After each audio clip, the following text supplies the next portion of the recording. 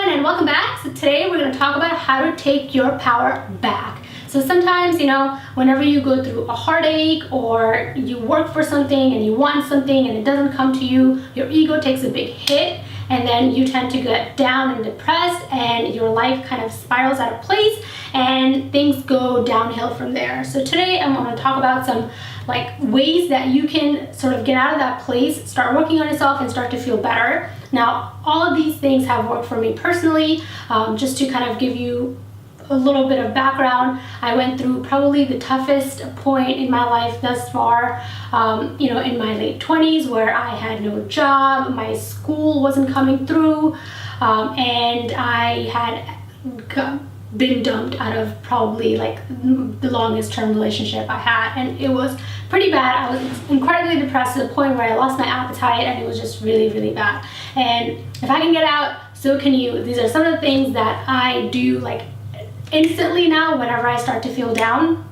I'm no longer in that place, but even now that I am better, there are times when I don't feel good. So the first thing you can do is start exercising. Now, this is something super simple. People say it all the time, but it works. I promise you right now, I have so much energy only because I just came back from the gym. But start exercising. And by that, I don't mean just go and sign up for a gym, because it's not motivating enough, especially if you're not used to it. But a great way to do it is to sort of sign up for classes, right? So spin class or Orange Theory, whatever you prefer, because those things, yes, they cost a little more, but they motivate you to go because you paid for the class already, and when you register for the class, if you don't cancel on time, they still charge you. So little things like that will motivate you. And the first couple of times you'll have to drag your feet, you'll have to get yourself out there, and it'll suck. But the more you do it, the better you feel, and it'll be more work for your body, more work for your mind, and you will start to get out of this sad ass place that you were in. I promise you it works. If you're really, really depressed, where you're losing your appetite, losing sleep, this will help you getting your appetite back. This will help you sleep at night, because your body's kind of you're putting your body through work and it needs to heal at night, so it's going to ask for food, it's going to ask for rest, and that's one way to sort of go ahead and start to get your mind back on track.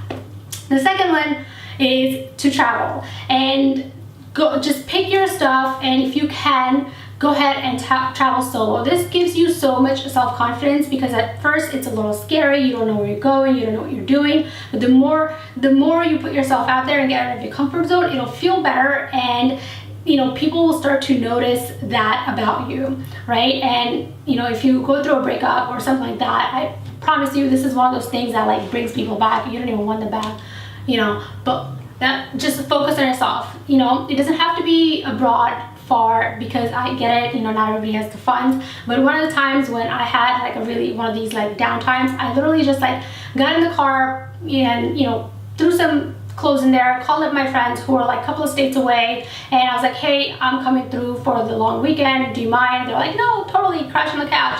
So I didn't have to pay for a room, and I just packed my shit and drove for 8 hours to North Carolina. I had a bomb-ass time, went through all these restaurants, tried different food, got out in social media, and it was an amazing experience. And the whole drive, I listened to music and some audiobooks, and started to gain myself back that I had lost in that moment of sadness. And that is an amazing thing to do. You can always find rooms that are cheaper, use Airbnb, I don't know, find a way, take a train somewhere, take a bus somewhere. If you can't afford it, go take a flight somewhere. It'll be life-changing. I've taken solo trips, and again, life freaking changing. Amazing. It's hard for me to travel with other people now. But so that's the second thing. The third thing is find some way to educate yourself, gain some knowledge, whether it be signing up for a class, going back to school, just picking up some books and reading them. And once you read them, really implement what the advice that is given in those books. Anything like that will help you get out of this sad place, because at the end of the day, you're working on yourself. I ended up going back to school and getting my degree, and all that sadness that I had from that horrible breakup, I just used all that energy to focus on my school and focus on my studies, and I was able to get so much out of it, and I graduated. And this way I didn't spend all this time, you know, pining over this person that didn't want me, and I ended up spending that time getting my degree and, you know, getting an awesome job and career afterwards, and it worked out really well. And you know, at that place, when you're in that sad place, you won't see any of this happening. You won't be able to see so far ahead because you don't have the clarity and your emotions have taken over. But once you start taking these baby steps, you'll be able to see that they are somehow helping you, and they will help you even more, right? I didn't finish my studies in a week or two, right? It took several years. I didn't, you know, get better with my physique, you know, in a week or two. No, it took like a year to get to the point where I actually was very happy with it, right? But within like last 4 years, I have made such improvements in my life where I can look back and be like, wow, I'm a whole different person. And again, this has helped me, right? So again, educate yourself. When I say that, I don't mean go ahead and sign up for very, very expensive workshops. I think workshops are great, but I don't think you can get so much out of them. And a lot of the times people find themselves getting addicted to workshops, and it could be like money draining out of you. But if you want to go for a degree, or you know, if there's a class you always wanted to take, if you wanted to become a yoga teacher, a trainer, or something like that, I think that's much more better for you. It's you know, in the long run, it can be lucrative for you. You can actually turn it into like another stream of revenue in the future or something like that. So that's a great way. Are we on 4 now? Okay. Fourth way is to just get out there and start a new hobby. You know, make yourself comfortable with it. You have to try a few things to see what's, you know, going well with your lifestyle. Like for me, I started YouTubing, I started blogging, you know, I started just learning how Google Analytics works, and I started learning how SEOs are implemented and stuff like that. And again, that was not just a hobby, and it was fun for me, you know, but also what it helped was that it helped me, you know, kind of sharpen my skills to put on my resume as well, where I can like get like 2 things out of 1, right? So that's another thing. It took away a lot of the free time that I had that I would have spent like thinking about, you know, the future or the person that I lost, or like being sad and comparing myself to friends and family who are at a different point in their life. So it took away a lot of that time, and you know, I was able to sort of again channel that energy in a more healthy way. So that's another great thing to do. And the last thing I think is very, very helpful at these times is to sort of go ahead and do a little financial check on your life, right? And I get it, a lot of people say money is not happiness and whatever, but it supports it, okay? Money gives you the ability to sign up for classes, to travel, to do whatever the heck you want to do, okay? And a lot of the times when we're sad, we don't pay enough attention to the money. It could be draining out of our accounts, our credit cards, because we're trying to do retail therapy or so on and so forth.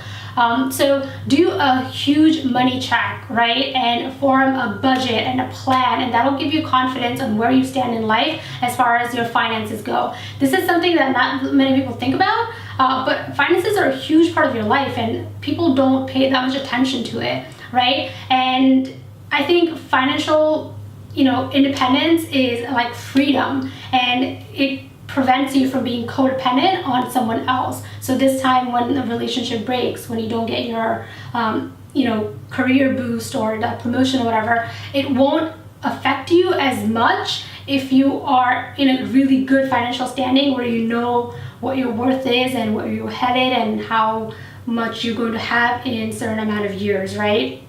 And how you're investing it.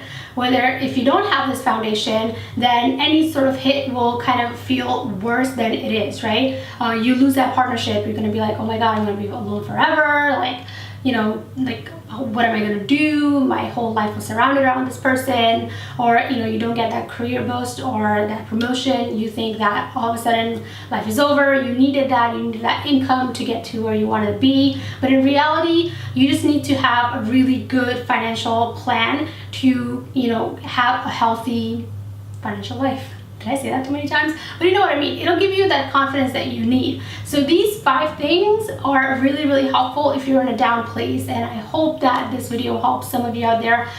If you have more ways, comment down below. Let me know what you think, right? So again, just to wrap it up, We want to exercise, we want to travel and experience new places, cultures, food, right? Learn something new, whether you go back to school, get a book, implement something, right?